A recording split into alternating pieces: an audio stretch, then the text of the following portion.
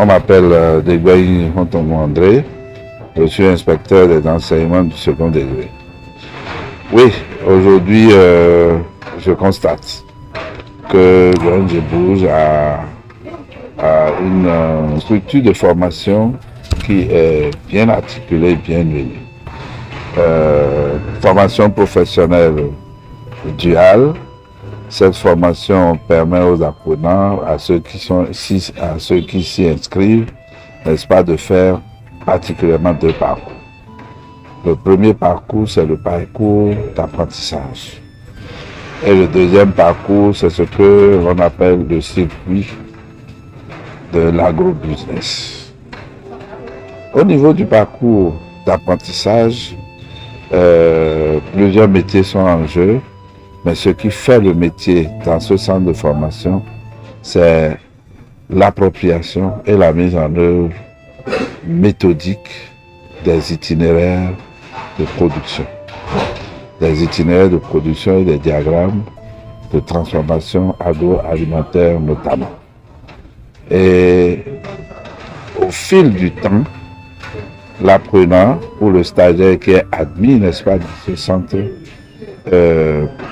patiemment, obstinément, méthodiquement, apprend donc à mettre en œuvre ces différents itinéraires, les applique au moins à 80% pour être sûr qu'il a appris un métier. Il y va, parfois à son rythme, mais il a quand même un délai pour pouvoir achever ce travail. Mais il y va aussi avec ses erreurs, avec l'accompagnement que l'on lui propose, avec tout le dispositif d'encadrement que l'on peut lui offrir. Mais lorsqu'il rentre dans le circuit d'agrobusiness, c'est fini pour les erreurs. Il rentre là pour voir comment est-ce que ce qu'il a appris, ce qu'il sait faire, comment cela peut être rentabilisé. Il va là pour voir, n'est-ce pas, comment est-ce que lorsque je dois faire des jus, je dois faire combien, je dois produire combien, je dois produire quelle quantité pour que cela soit rentable. Et je fixe les prix comment, et je place mon produit sur le marché comment, et je gère mes ventes de quelle manière. C'est ce qui a longtemps manqué au processus de formation dans nos écoles de formation agricole. Et donc, cet aspect de mise en marché est fortement ciblé ici, est fortement préféré. Mais on ne va pas sur le circuit d'agrobusiness en l'air, on va sur le circuit d'agrobusiness en traversant des entreprises que nous appelons ici des startups. Il y en a trois pour le moment.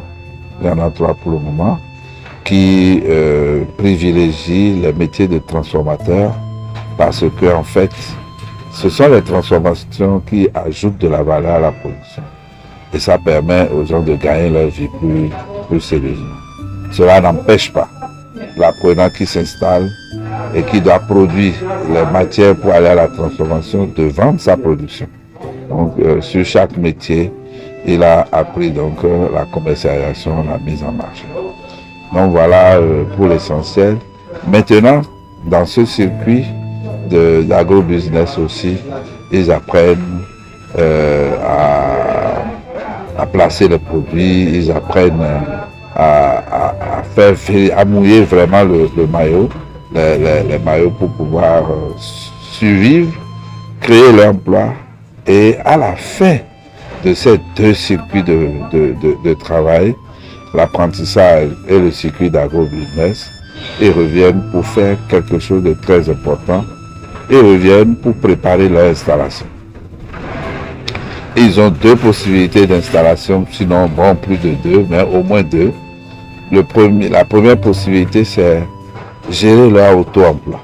Dans ce cadre-là, ils font un plan d'installation, ils font, comment je vais dire, un genre de business plan, mais en recherche de financement en marche avancée.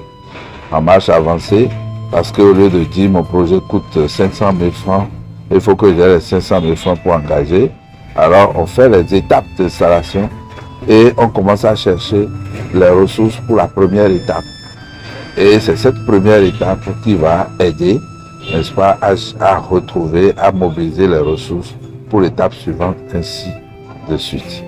Mais ils sortent quand même avec le plan d'installation et ils font donc la marche en tenant compte de ça. Mais c'est un document suffisamment souple qui leur permet, en fonction du contexte, n'est-ce pas, et parfois des conjonctures, n'est-ce pas, de changer d'objectif, de virer à droite ou à gauche, parce que la ligne qu'on a choisie ne marche pas.